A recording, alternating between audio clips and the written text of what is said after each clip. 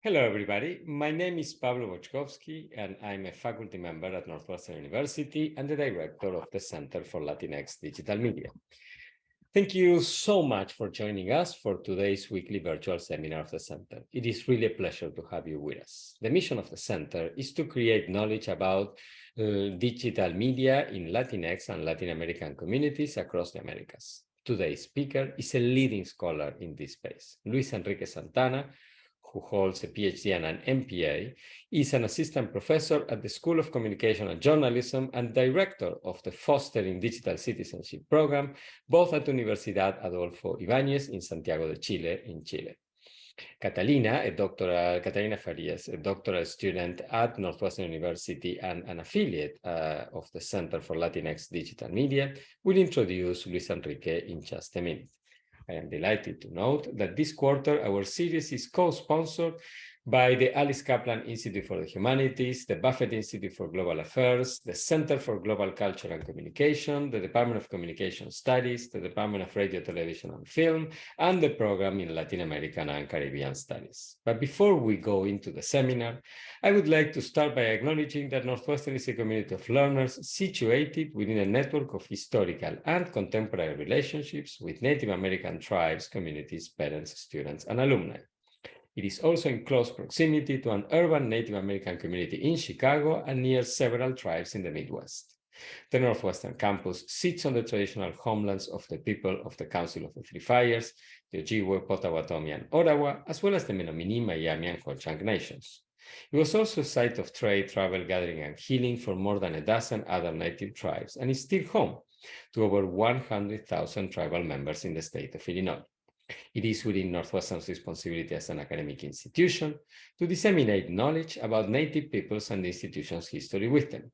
Consistent with the university's commitment to diversity and inclusion, Northwestern works towards building relationships with Native American communities through academic pursuits, partnerships, historical recognitions, community service, and enrollment efforts. Let me say briefly a little bit more about how the seminar will unfold. First, Catalina will tell us more about the research and career of Luis Enrique in just a couple of minutes. Then Luis Enrique will deliver and present his work. After that, we will open for questions. Please enter your questions in the Q&A function of the webinar at the bottom of the screen at any point in time. Catalina will moderate. At the end, we will deliver some closing remarks. Once again, many, many thanks for joining us. And without further ado, Catalina, the screen is all yours. I was mute. Thank you so much, Pablo. It's an absolute honor for me to present Professor Luis Enrique Santana to today's seminar, who in just a few minutes is going to talk about the concept of digital citizenship and how it has been used in research and in different initiatives all over Latin America. Professor Santana is an assistant professor at the School of Communication and Journalism of the Universidad Adolfo Ibáñez in Santiago, Chile. He's also the director of the Fostering Digital Citizenship program at the same university, where they study and promote communication practices through digital and emerging technologies that can promote positive experience for children in their development process and allow them to take advantage of the democratic potentials of new technologies. Professor Santana holds a PhD in communication and a Master of Public Administration from the University of Washington. He also has a degree in psychology and a diploma in organizational psychology from Universidad de Santiago de Chile. His research has used mixed and digital methods for inquiring about digital collective action, crowdsourcing for police making, and bots. He is currently focused on the sociability aspects and norms of digital citizenship, area where he has published articles about the approach of human rights and digital citizenship in the city, and also how digital citizenships are developing in Latin America, to name only a few. Before his work in Universidad Adolfo Ibáñez, Professor Santana was the program director of the Democracy and Development Foundation in Santiago, Chile. In this position, he was the program officer of the project Civic Engagement Through Public Libraries, founded by the Bill and Melinda Gates Foundation. So please join me in welcoming Professor Luis Enrique Santana to the screen. Thank you for the presentation, Catalina. Thank you, Pablo, for the invitation. And thank you for the Center for Latinx Digital Media and the Northwestern University for this invitation and the opportunity to share in this seminar what I am doing. My presentation is called Digital Citizenship in Latin America. What do we refer to when talking about digital citizenship? Half of my presentation is focused on the path that led me to this concept. Luis Enrique, sorry to interrupt. We are seeing your presenter mode rather than the slide. Thank you for the advice.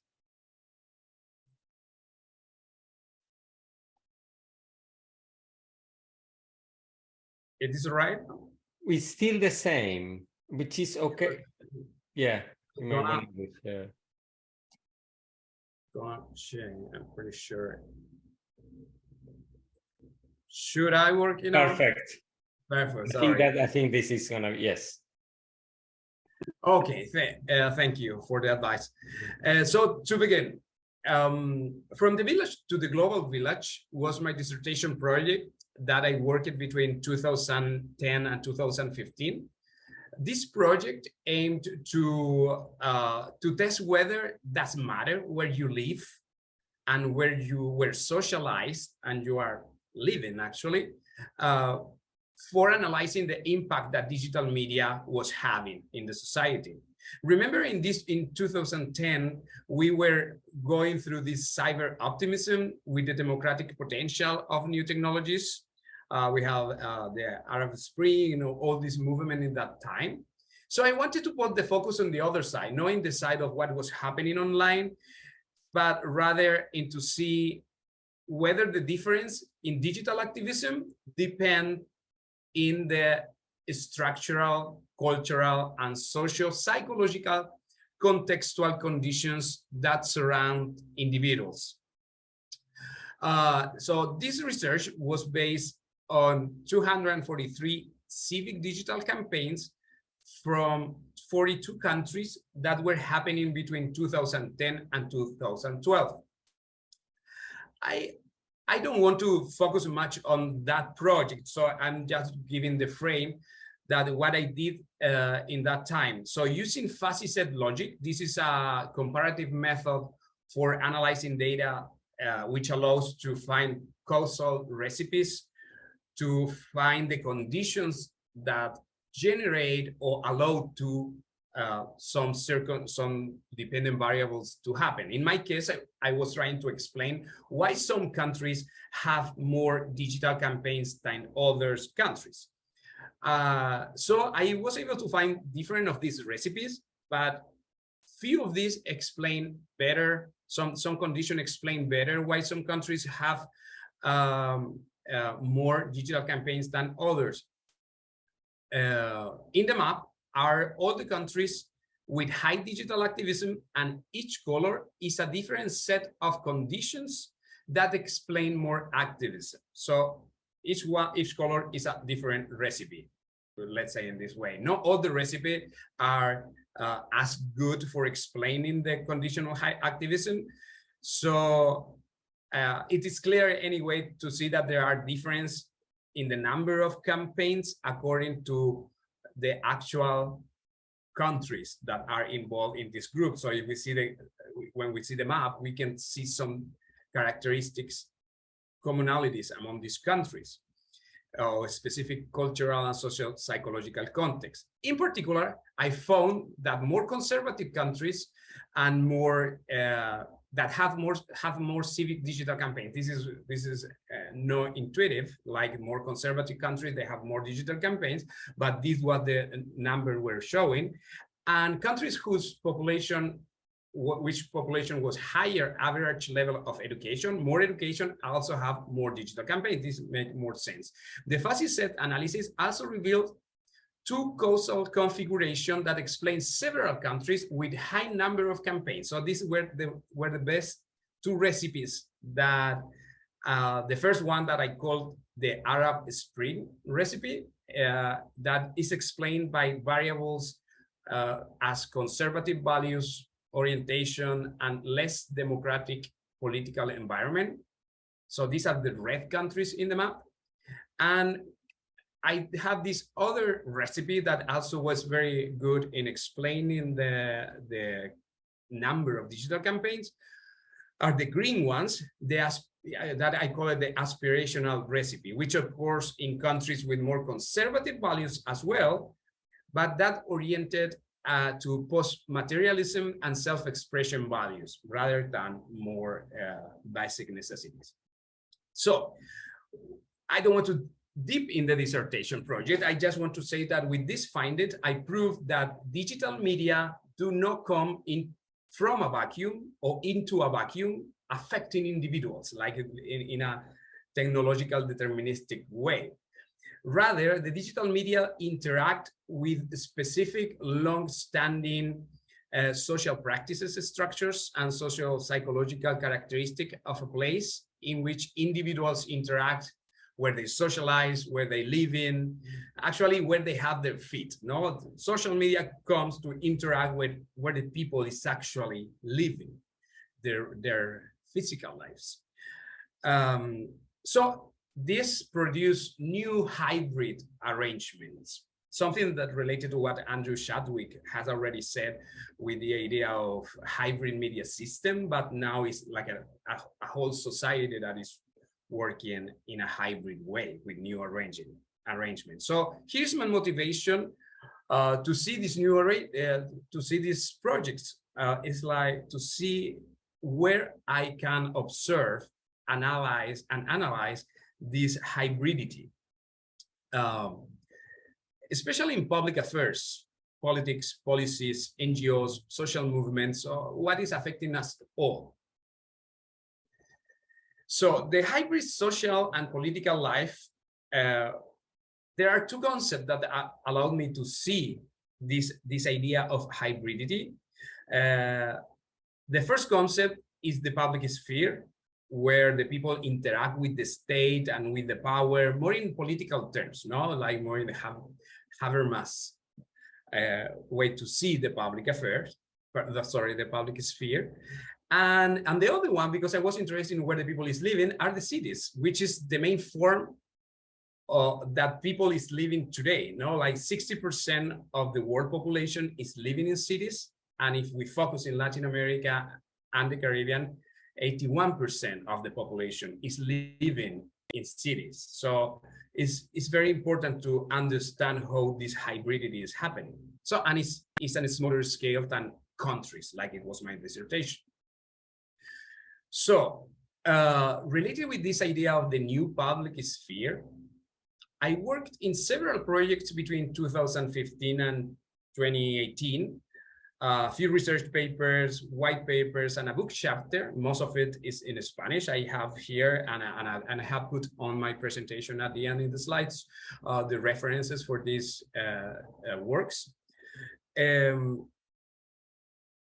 And it was difficult to wrap the different streams because some of the ideas that I was working with came from public administration, like crowdsourcing and crowd law. Does it work? This idea of involving people in micro contributions to a larger scale project with the governments.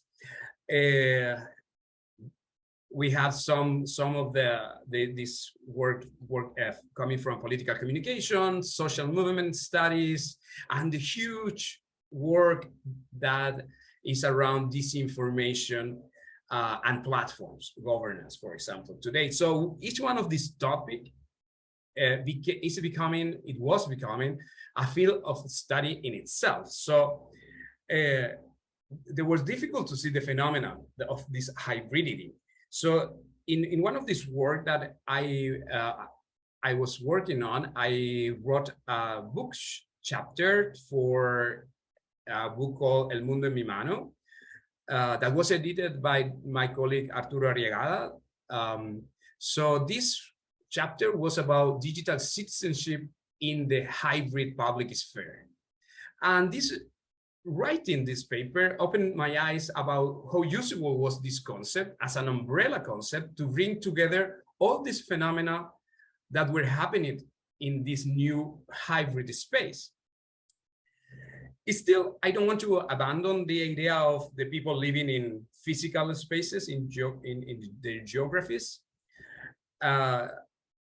So to approach this smaller scale, I looked with my colleague Isabel Serra, she's an urbanist, in this evolution of the idea of the city. So what we are talking about today when we think about cities. So related to cities, we have the traditional cities kind of before 1990s. The 1990s, we have the Roman city, the Greek city, the Roman city, and feudalism, and that kind of historical evolution of cities.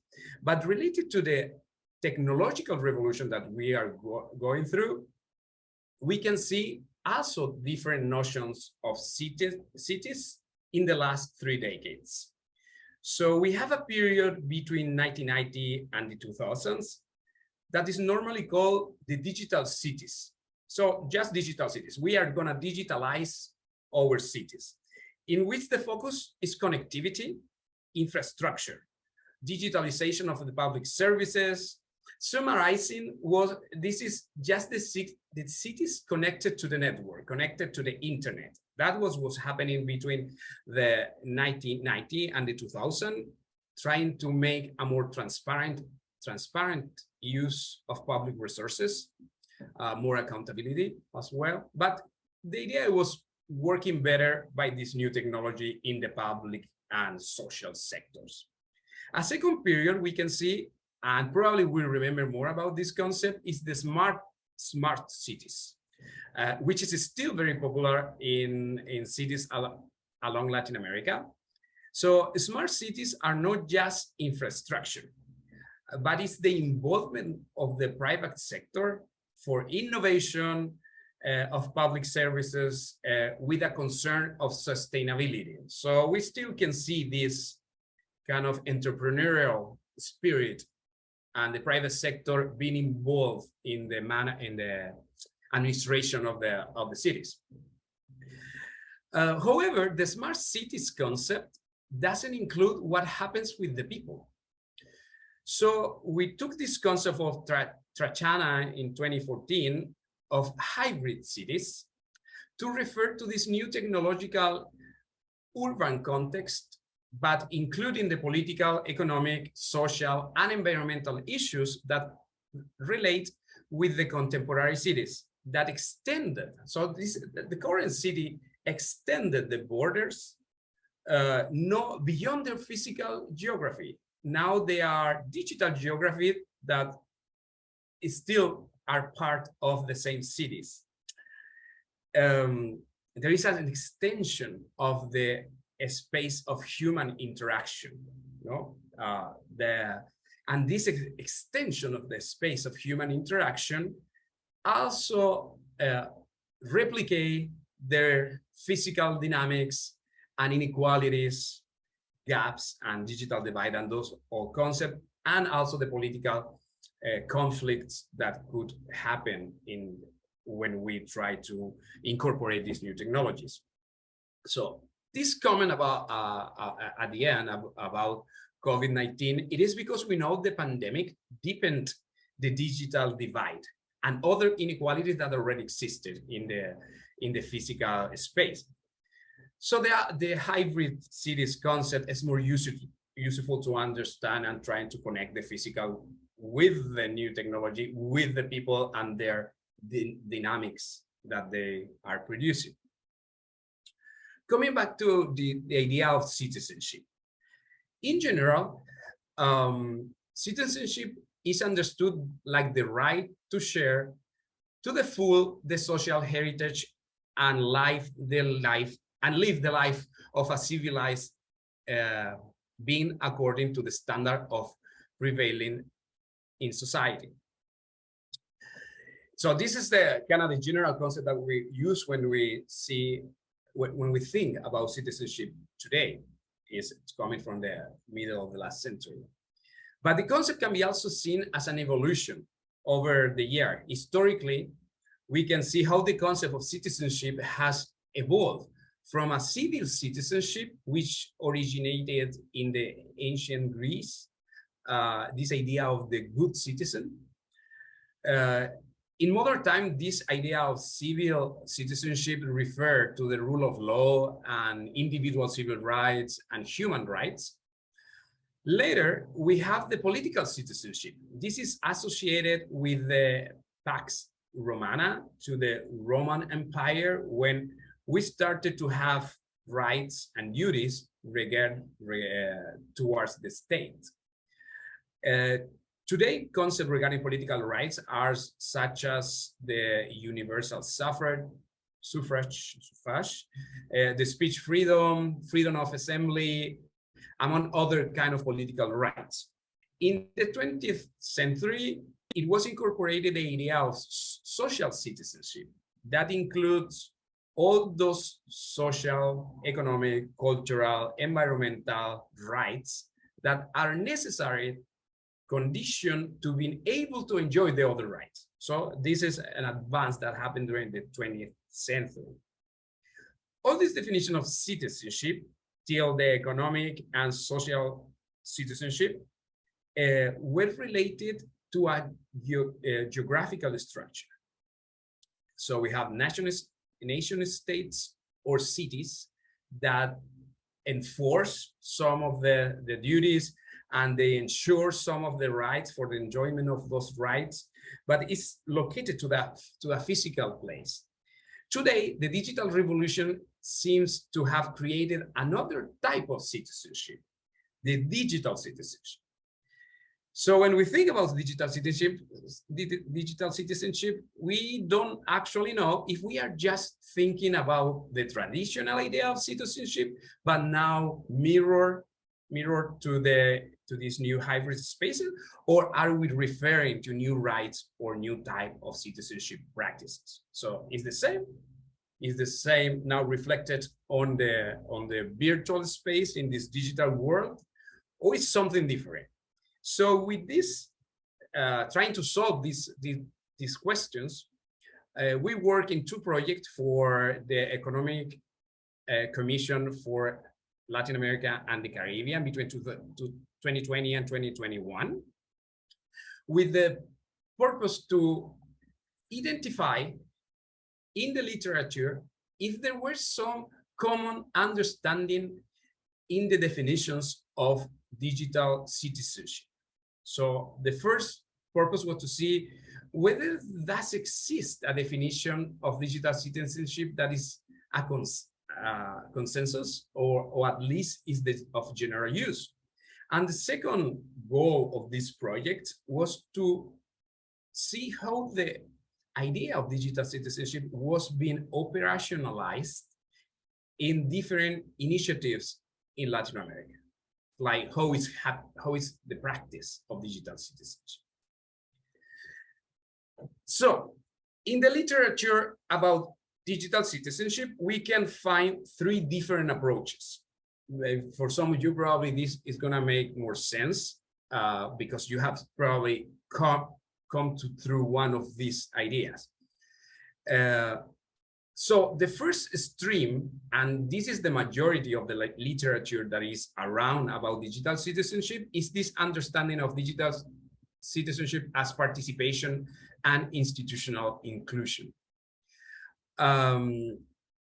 So this refers to the competences development and digital literacy in order to empower individuals in order they can use and take advantage of these new technologies. Now, this is more related with the formal education and schools, and there is a lot of policies related to this stream of understanding of digital citizenship. The second group of work on literature regarding digital citizenship was about these new dynamics of civic engagement and power that are being happening through in this extension of the space of human interaction. We can put here the norms and behavior in the use and interaction of the digital space, online behavior, etiquette, the digital well-being, and all these problems related with our interaction in the digital space. But we can also put in this line the definition related to the new distribution of power in the digital environment and their possible consequences. For example, when we are talking about platform governance and data power, we are talking about this stream. And the last stream of definitions of digital citizenship were these related to participation in a global or cosmopolitan online or virtual society. This idea is like without borders, we can connect with everyone. So now we have a society formed by individuals who are not bounded by national borders. Rather, they form a sort of transnational moral community, global community, the idea of global village as well.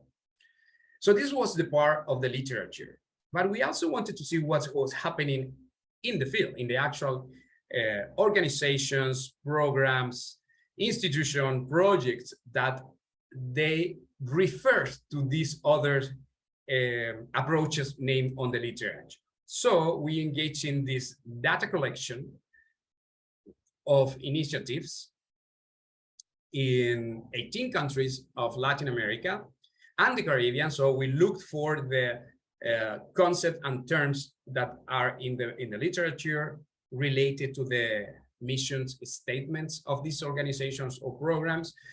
And we collected 398 initiatives. So we have this big data set. We didn't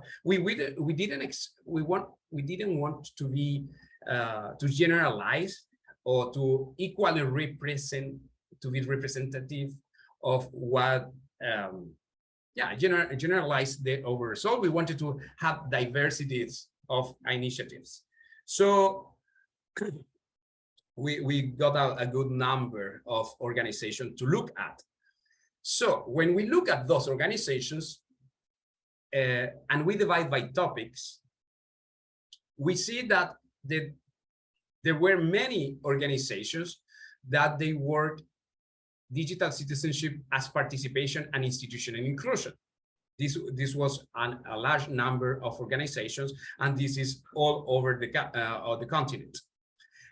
They were working around digital gap, digital literacy, promotion of digitalization of public or social services, that kind of things that we are normally used to know about digital literacy and that in that area and digital gap. And we have also organizations and initiatives that they were working on digital citizenship as new dynamics of civic engagement and power.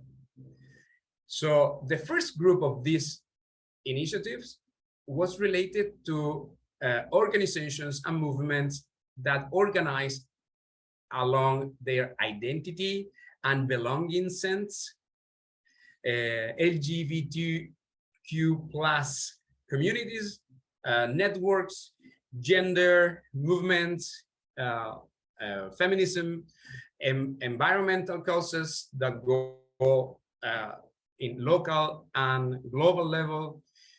But the first number of initiatives is related to identity issues, and we can see in Bennett this idea of individual networked individualism and that idea of their own interest connected with other people. And we also have this other group of dynamics of power that are happening related to digital citizenship, that the first ones are those institutions, like the formal institutions, government, parliaments, and many branches of the state that are doing innovation related to digital and trying to incorporate the citizens as people that give value to their mission, trying to bring people inside the organizations. Another group of initiatives were working on contestation of power, like trying to use the the technology affordances, the digital technology affordances, trying to contest the structure of power that exists in society today. So these are the kind of social movements that are now digitalized. And the third part is a number of initiatives that are not that many in numbers, but it's growing, are those initiatives that try to control the new power flows, these transnational platforms that they own over data, and those interactions that are being monopolized or centralized in a few number of big corporations. So these are the organizations and the initiatives that are working also in that space. So I don't want to go into the description of these initiatives. So I have the reference for this work. You can look at them. It's all the initiatives, the 400 initiatives are listed, and they are organized according to the topic.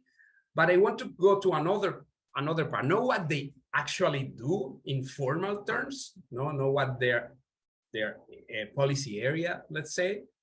So I wanted to look at these organizations and these initiatives from a different perspective, trying to question what make these initiatives digital.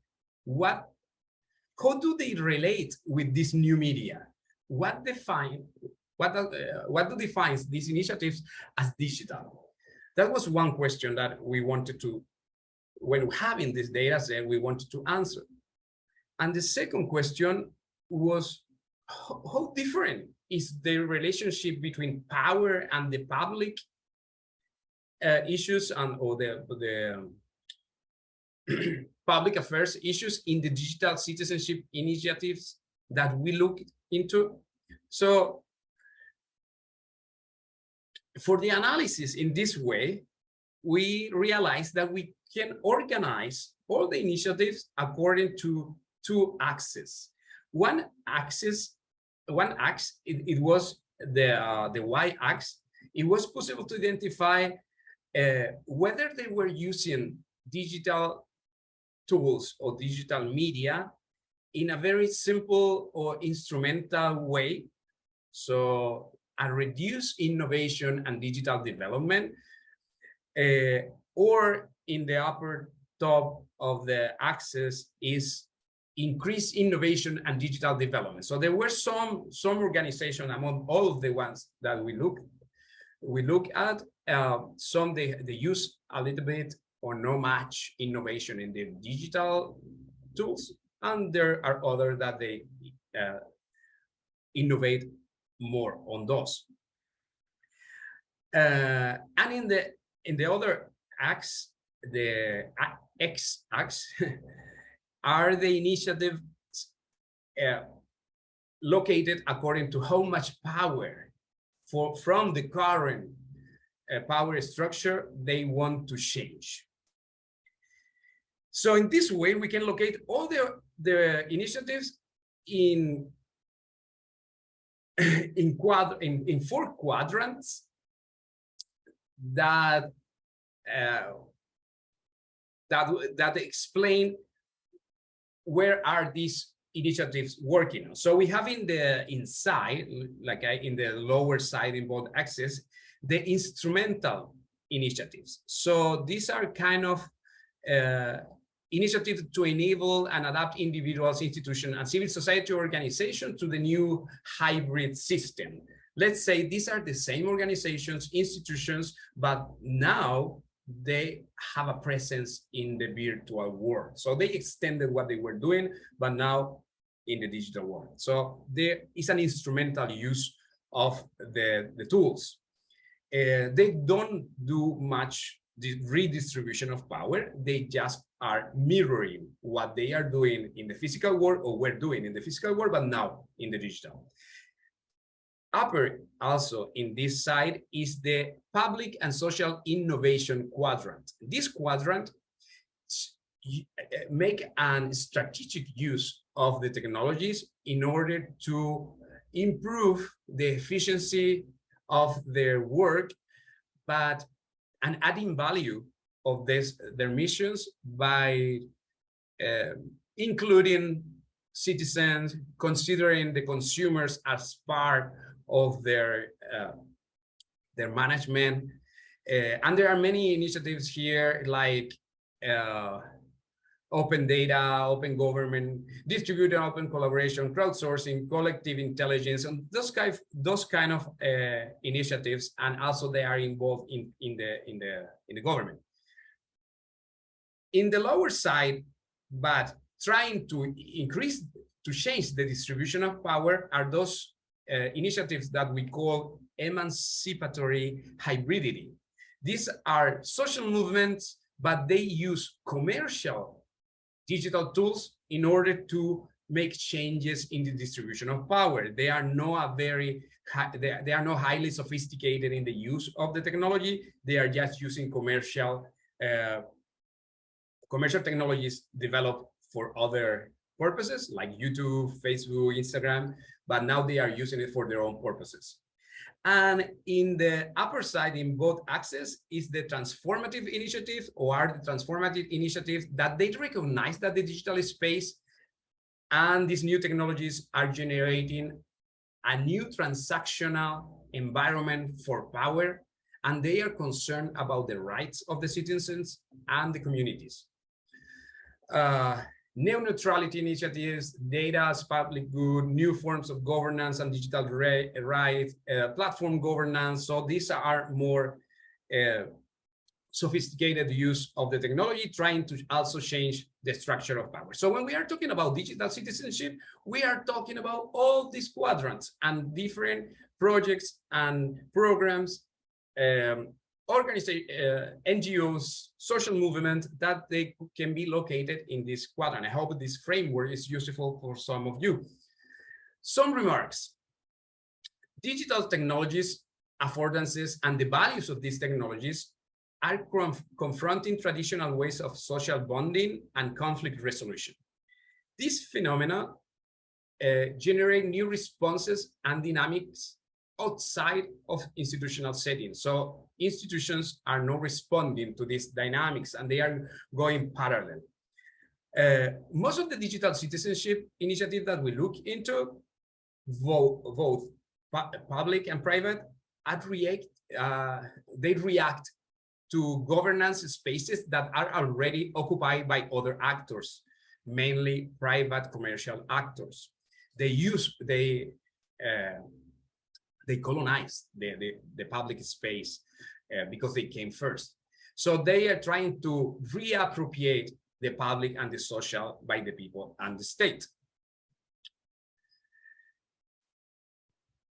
Citizens today are used to interact in a different speed and in a more horizontal way than traditional institutions used to work.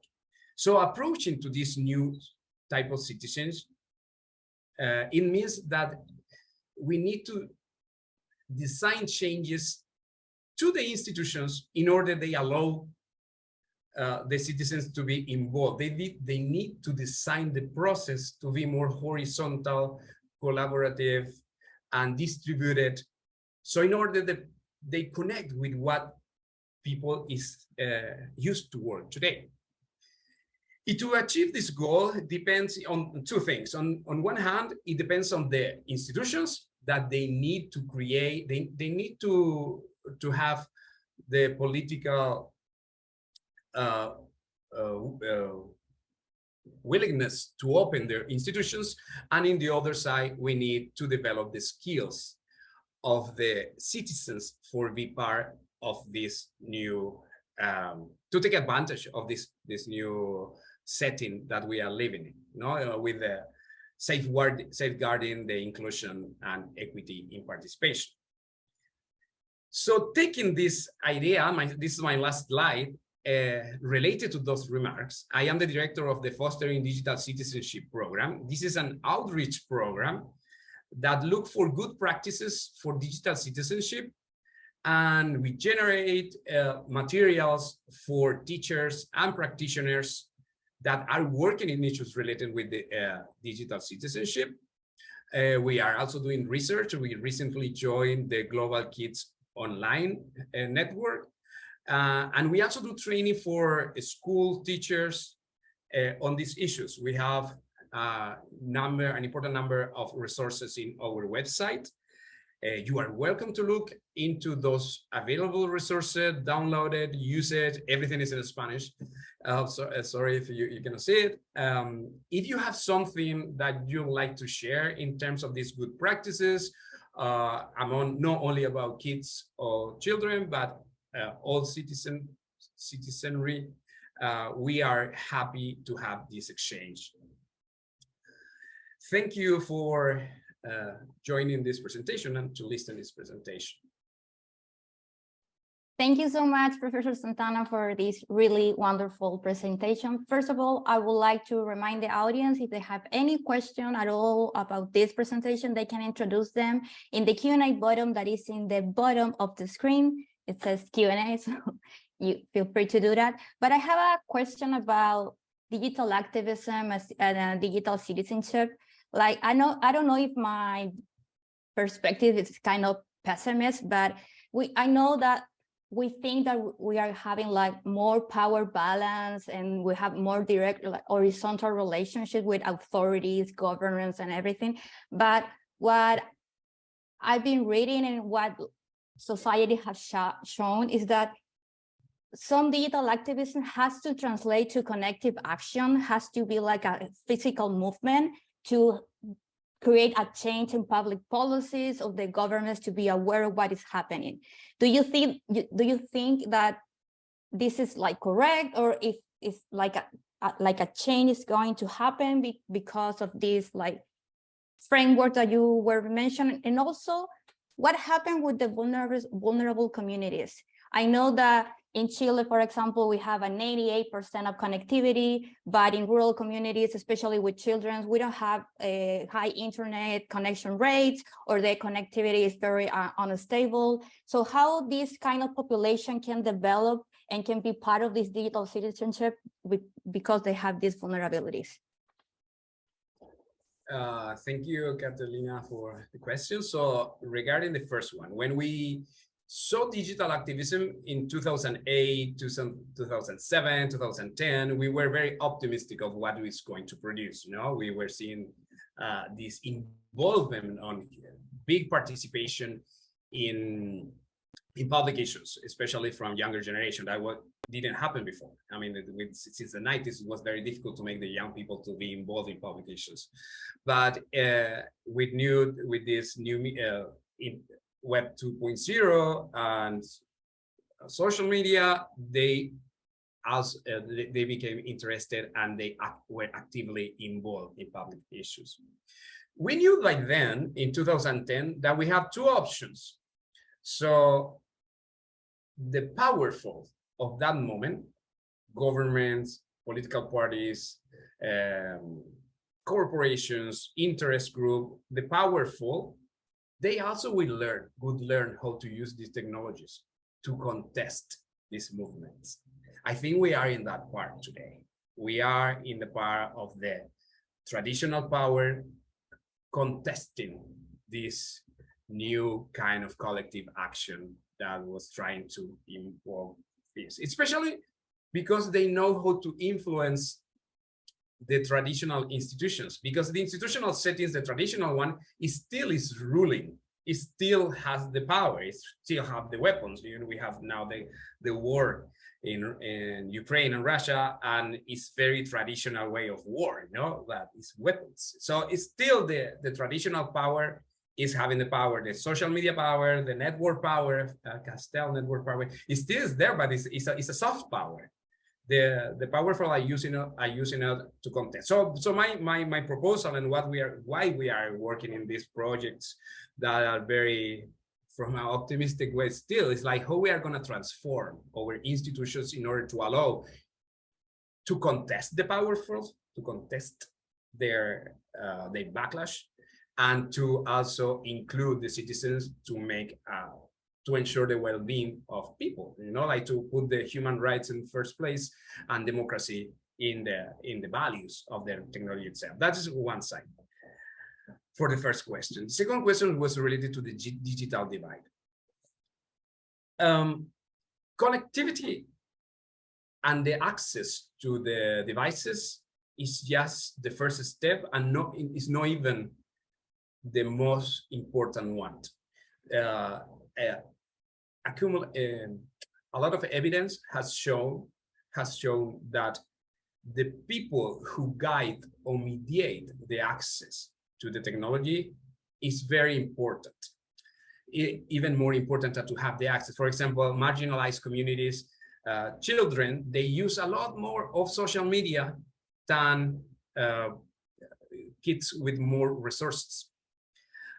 So they are kind of connected all day because it works like a childcare. You know, so it's not the access, it's not the speed of the velocity, because we also can deepen the gaps. We need. I am psychologist by formation, so I am emphasizing the role of the caregivers, the facilitators, and the mediators in this interaction with the new technologies in order to close the gaps. So if we are going to give the better cell phones and a higher speed, that is not going to close the gap. It's probably going to increase it. Thank you so much. Just a follow-up question about that. So what is the role of the schools and professors then in digital citizenship? We are working in a project. This is the 4th year that we have been training school teachers. School teachers, they are kind of in the middle of a sandwich, because the students, they need to guide and mediate the digital experience of the students. And they also need to train the parents in how to use these technologies. And nobody has taught them how to do this. So you have these teachers that everyone expects them to be the mediators in the digital experiences of the children, but no one is actually investing in there to be able to carry this duty. So they have the school system and the formal system. They are challenged, but they should put this like a concern. I think that the schools is going to be the point of entrance to make this change in the society as a whole. So the children are going to educate their parents about what are the correct norms and how to use it in our benefit, how to avoid risk. So they should be learning about this in order to socialize their parents and the society as a whole. Thank you. I think Facundo has a question. Thank you, Cata, and thank you, Kike, for this wonderful presentation. I'm curious, I had 2 questions, actually. The first one is, I found the quadrant and the graph you were organizing all the initiatives very, very insightful. And my question is, what is the role that time has in these 4 quadrants? And especially, I'm thinking, like, is there, if you were able to identify any sort of like trajectory of the initiatives, maybe there's a first start as something that is instrumental, but then it comes, I don't know, like it's transformed those initiatives into something else different. But I also understand that probably methodologically you took up a picture in a moment of the organization. And the second question is about going off on the first part of the presentation on the difference, spatial differences.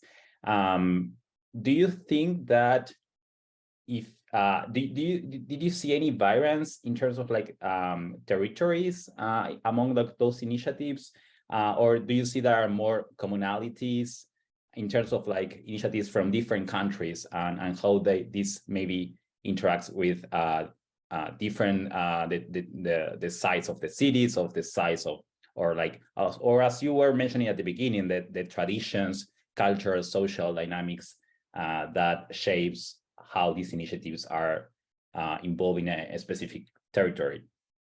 Mm-hmm. Thank you. Thank you, Facundo. So for the first question related to whether the time has a role in maybe how the organization or the initiatives are moving from one quadrant to the other, methodologically, you are right. We took a picture in a time, but we also took a picture of the initiatives in different countries. So some of those initiatives are very similar, but they have different starting point. So some that are 10 years old, some are 5 years old, some are 3 years old, and they are all working in, for example, digital literacy. And we can see they are still working in digital literacy 10 years after. I mean, there is one that is doing the same that they were doing the others 10 years ago. And this is still, it's kind of more related with the mission of the organization, more than they are actually changing their mission to move along different quadrants. So some of them are working in instrumental way. So they are, so for example, at the beginning, they were trying to do digital literacy to use the technology. Now I could expect they are gonna work for artificial intelligence literacy and data. So it's still, they are working in the same quadrant. So they are just adapting their mission to the time. And the other, the same with the other. So we have the GovLabs, so the governmental innovation laboratories that are in different countries. They are not working to distribute more power. They are just trying to do innovation to give better services. So I don't think they are actually moving. We could see it, but it's an interesting question. But for the moment, I don't think it's happening. And the other thing, the methodologically, we cannot see if there is difference in the type or the policy area that are the initiatives working in different countries, because when we have enough diversity, we kind of pass to the other topic. You know, so when we start to repeat, we say, okay, we already have digital literacy. So when we finish, first we have a important number of organizations, and we look at those, and we thought we don't have anything about disabilities. Okay, let's go to see if there are organizations working with issues related with people with disability, and we started to overlook that kind of thing, because yeah, so we cannot say if there is a pattern more in one country than another. Thank you. I think Mora has a question. Thank you, Professor Santana. This was really wonderful and insightful, especially from a Latin American perspective. And I was really wondering about the notion of digital well-being, which you mentioned at some point, and I think it's important for understanding digital citizenship. So my question is, how do you operationalize, conceptualize, and measure digital well-being in the Latin American context, if that it's different from other parts of the world? Thank you. Oh, the well-being is just one thing. People's minds and bodies, they don't realize that they are interacting in a digital space. So when you ask the people how their well-being is, and there are several questionnaires and in psychology that they evaluate general well-being and that kind of thing, stress and burnout, on all these issues. So you have those questionnaires, so you can see whether there are stress factors that are being produced by the digital technology. So we can say digital well-being when we are trying to generate positive experiences that they don't generate more stressors in people. So that is the way that I would suggest to measure them. And I've seen them like that. All the people that is doing cyberbullying and harassment, and they are using this kind of questionnaires to test the well-being of people. Thank you. Thank you, Brad. Thank you again. So now we can go with Val. He has a question, Valerie. Thank you so much for such an important and really interesting presentation, Professor Santana. You mentioned how it is essential to look at what these initiatives are doing really beyond their topic and policy focus, and especially what defines them as digital, right? Which is this innate quality, which I found super fascinating. And this made me think of cases of digital initiatives that maybe don't fully transcend into the physical in their activist forms as other movements do. And they often, I think, struggle to get the traction on the side of policy due to that matter as well.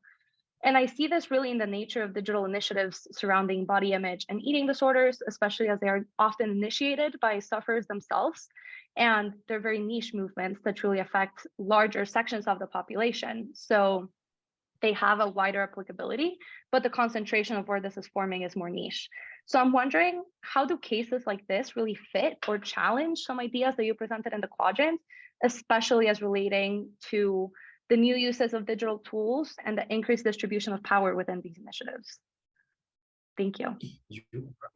Thank you. You are making me think.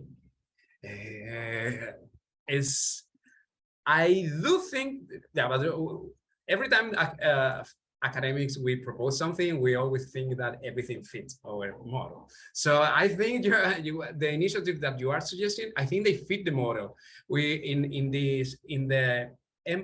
They are on the quadrant of emancipatory hybridity, because traditional gender, not gender, I mean, I was thinking the alimentary food disorders,